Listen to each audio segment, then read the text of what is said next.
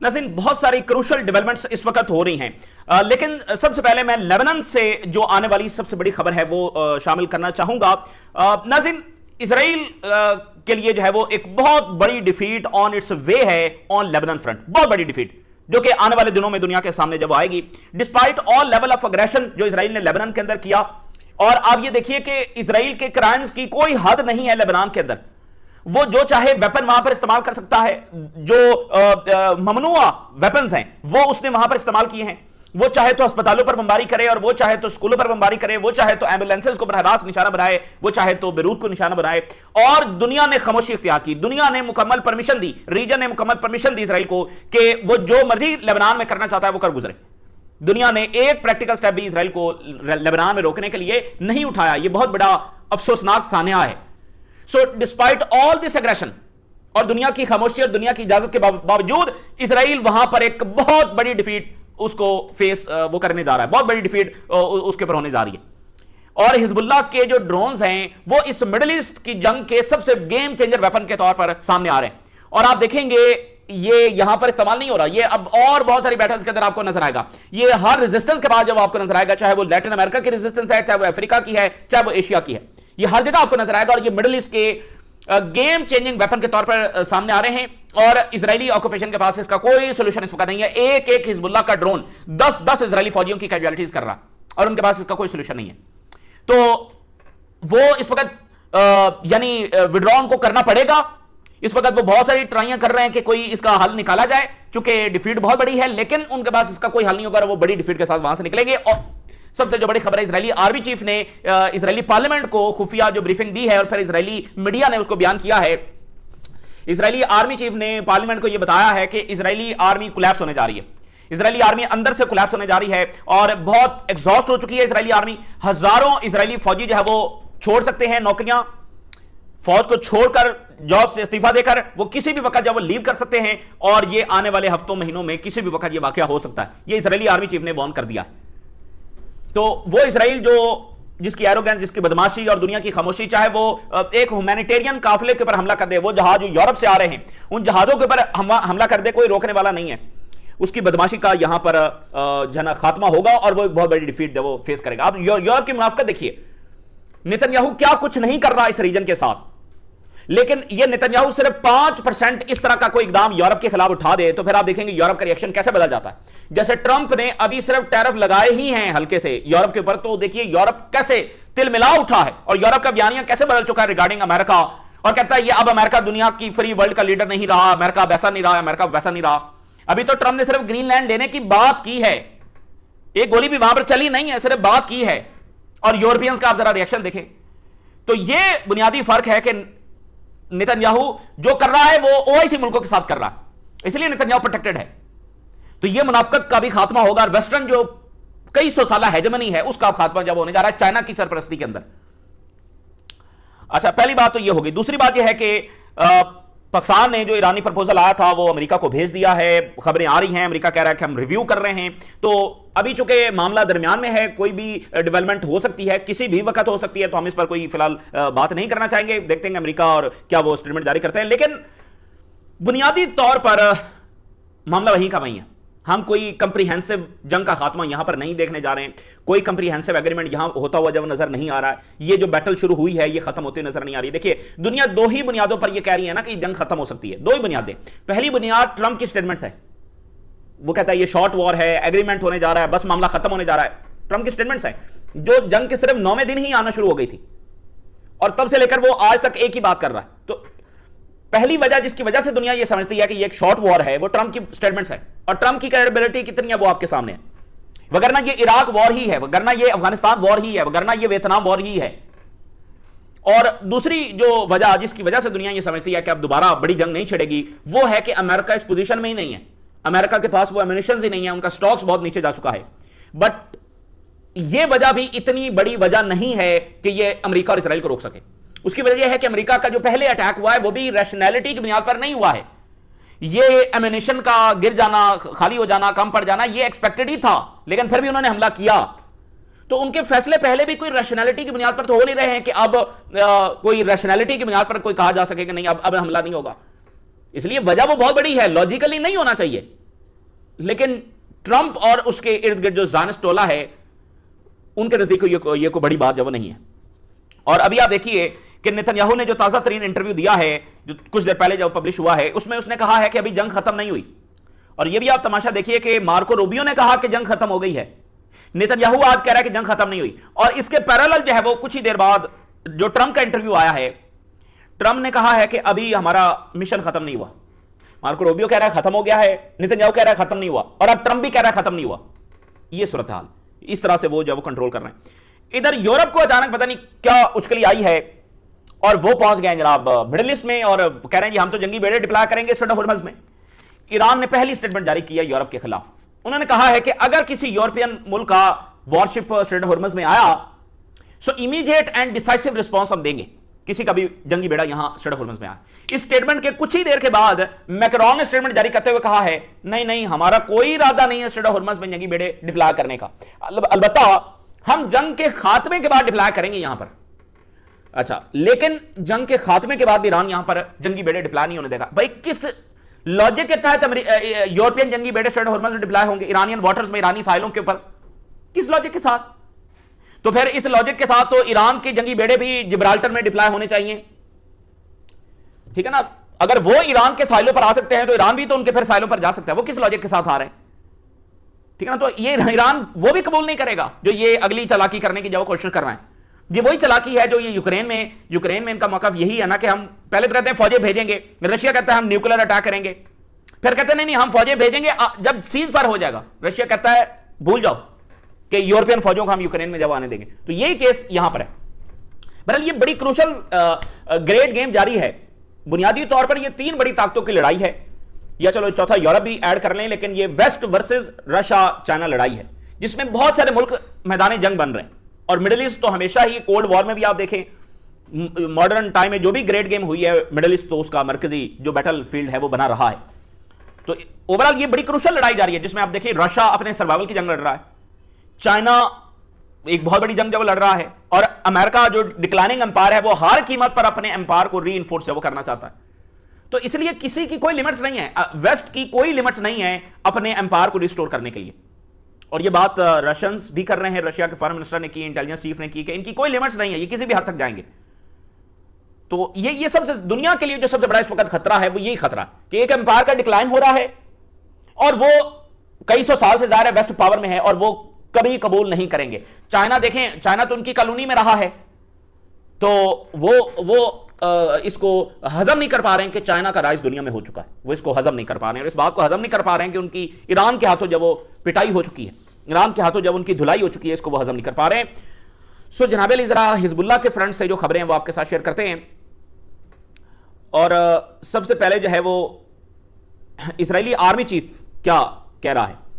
Israeli army chief ने एक secret security briefing के अंदर बताया reserve army collapse from with in, अंदर से कोलैप्स होने जा रही है क्योंकि एग्जॉस्ट हो चुकी है। इजरायली फौज डरी हुई है, ये बात भी ध्यान में रखें, इजरायली फौज डरी हुई है लेबनान में जाने से, और जो वहां पर हैं वो भाग रहे हैं, ड्रोन से भाग रहे हैं वो, और ड्रोन ने बहुत ही एक उन पे एक खौफ जो है वो तारीख कर दिया है। Reserve army risk collapse, thousands of troops will leave.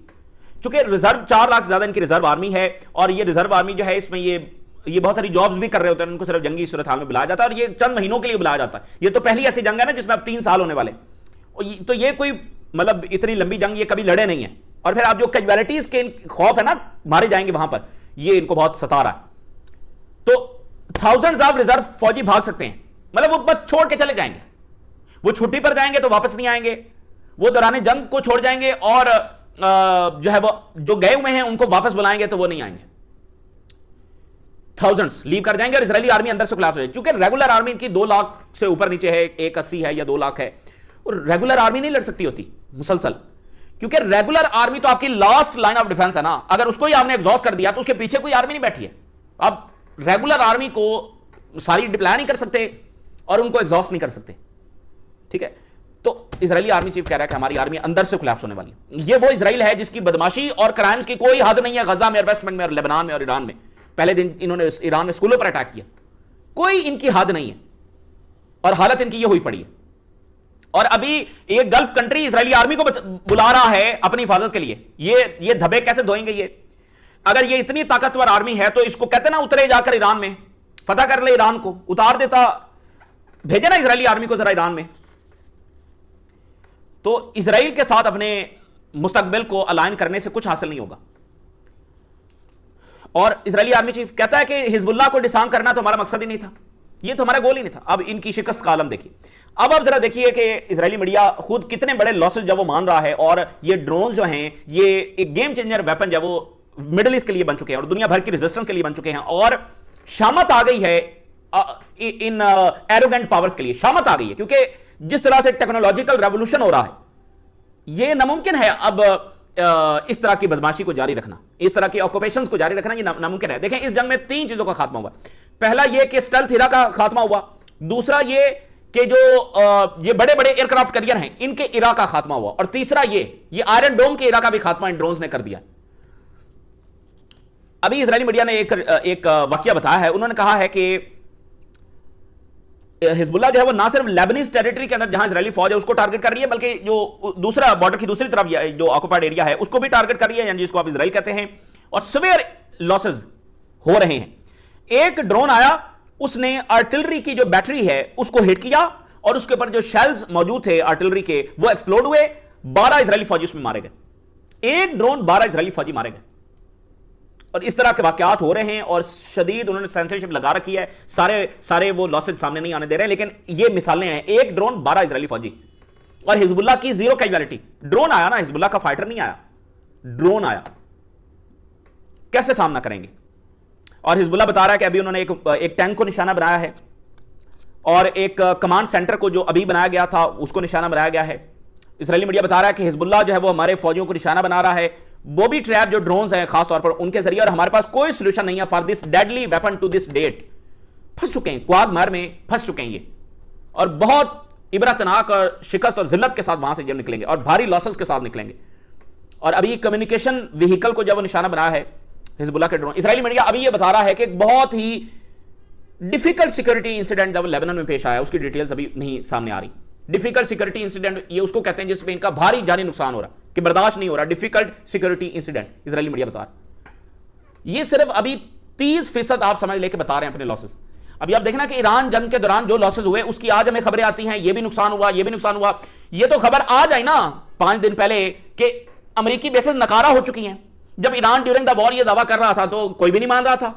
आज CNN ने कह दिया, वॉल स्ट्रीट जर्नल ने कह दिया, NBC ने कह दिया, अमेरिकी बेसेस नकारा हो चुकी हैं। तो इसी तरह ये सिर्फ 30% अपना नुकसान लेबनान में बता रहे हैं। अब ये फंसे हुए हैं ना निकल सकते हैं, ना आगे बढ़ सकते हैं, ना वहां पर रह सकते हैं। तो ये एक बात होगी। दूसरी बात यह है कि मैं नेतन्याहू का इंटरव्यू जो अभी आया है, फिर उसके कुछ देर बाद ट्रंप का इंटरव्यू जो पब्लिश हुआ वो आपके साथ शेयर करता हूं। नेतन्याहू ने अमेरिका का एक फेमस प्रोग्राम है 60 मिनट्स, उसको इंटरव्यू जब दिया है। और आप ये भी अंदाजा करें वेस्टर्न हिपोक्रेसी का कि उनके ये फेमस प्रोग्राम्स उसमें नेतन्याहू अपीयर हो रहा है, ठीक है ना। एक कन्विक्टेड शख्स और जिसके वारंट्स निकले हुए हैं और जो जेनोसाइड कर रहा है, अभी भी कर रहा है, उसको वो ये बुला रहे हैं एज अ मुअज़्ज़ज़ गेस्ट। तो इस वक्त देखें जो बड़ा मसला है ना, जो अब अमेरिकन को भी और यूरोपियंस को भी एहसास हो रहा है और अंदाजा हो रहा है, जो मीडिया है वो इनके मुकम्मल कंट्रोल में है। अभी जो टेलीग्राफ का CEO है उसने बुलाकर सारे जर्नलिस्टों को कहा कि अगर जो इजराइल के खिलाफ खबर लगाएगा उसकी इस ऑर्गेनाइजेशन में कोई जगह नहीं है। और ये CEO जो है वो पॉलिटिको जो इदारा है उसका भी CEO, दोनों बड़े इदारे, और टेलीग्राफ।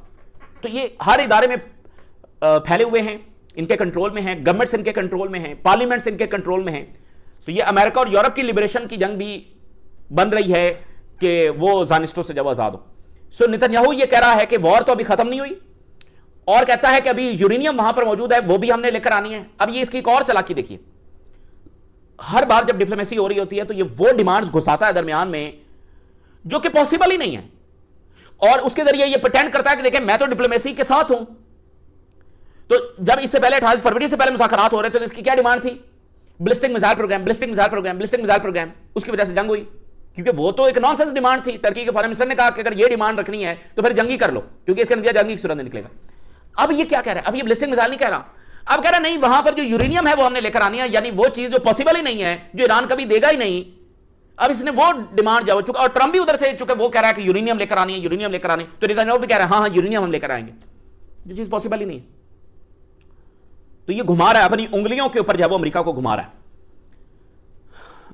और कहता है कि, और जर्नलिस्ट ने पूछा, एंकर ने पूछा कि कैसे यूरेनियम लोगे तुम? कहता है we will go there and will take out, और ट्रम्प ने मुझसे वादा किया है कि I want to go there, हम अंदर घुसेंगे ईरान के और वहां से यूरेनियम जब ले आएंगे। और कहता है मैं कोई टाइमलाइन नहीं दूंगा कि ये कब होगा, बट मिशन जो है वो ये बहुत जरूरी है और ये हम करेंगे। साथ ही कुछ देर के बाद जो ट्रम्प ने इंटरव्यू दिया, कहता है, जर्नलिस्ट ने पूछा कि क्या जंग खत्म हो गई है, ऑपरेशन खत्म हो गए हैं, जैसे मार्को रूबियो कह रहे हैं। ट्रम्प सेज के I did not say that, I said they are defeated but that does not mean they are done, we could go in 2 more weeks and do every a single target. मैंने ये तो नहीं कहा जंग खत्म हो गई, मैंने ये कहा है कि हां वो हार गए हैं बट अभी वो मुकम्मल खत्म नहीं हुए, वो अभी 60-70% हमने उनको तबाह किया। अब इसकी बातें आप सुनते चले जाएं और अमेरिकन भी देखें कि उन्होंने वो किस शख्स को लेकर आए। हार गए हैं लेकिन अभी 70% आ रहे हैं, अभी 70% डैमेज हुए हैं, जंग अभी खत्म नहीं हुई, अभी हम जाएंगे, हो सकता है 2 हफ्ते मजीद हम बमबारी जब करें। और फिर इसने वही बात की जो नेतन्याहू कह रहा है कि इनरिच्ड यूरेनियम हम वहां से जब लेकर आएंगे। और फिर इसने कहा कि ये यूरेनियम कहां पर रखी हुई है ये हमें पता है और हमारी जो स्पेस फोर्सेस हैं वो इसकी निगरानी कर रही हैं, कोई भी इस जगह के करीब आने की कोशिश करेगा तो हम उसको बमबारी कर देंगे, अटैक करेंगे। ये तमाशा। तो अगेन वो प्रपोजल वाली बात चल रही है, उस पर हम कोई हतमी बात नहीं करना चाहते, बट ये सिर्फ एक खुशफहमी है कि कंप्रीहेंसिव जंग का खात्मा हो जाए, ये खुशफहमी के सिवा कुछ भी नहीं, हालात आपके सामने। और यूएस एम्बेसडर क्या कह रहा है, Trump gives diplomacy every chance before returning to war.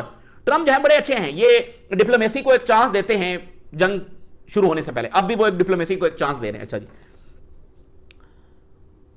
तो अमेरिकी सदर की एक भी ऐसा वर्ड नहीं है, उसकी एक भी ऐसी लाइन नहीं है जिसकी कोई क्रेडिबिलिटी हो, कि जिसका एतबार किया जा सके कि अच्छा उसने ये बात की है तो इसका मतलब यही है।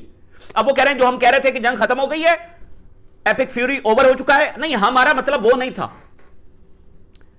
अब ये एनालिसिस दो आप देखिए, ईरान से जो एनालिसिस सामने आ रहा है, no clear prospect for a political agreement with America, कोई हमें ज्यादा तवक्को नहीं है। ईरान की ऑफर जो है वो ज्यादा पहले से थोड़ी सी बेहतर है according to overall point of view, but America जो चाह रहा है मुकम्मल सरेंडर, वो वाली बात नहीं है। यानी ईरान ने कुछ और कंसेशन दे दी हैं, बट जो अमेरिका को चाहिए और जो ज़ानिस चाहते हैं वो इज़ार है उसमें शामिल नहीं है। तो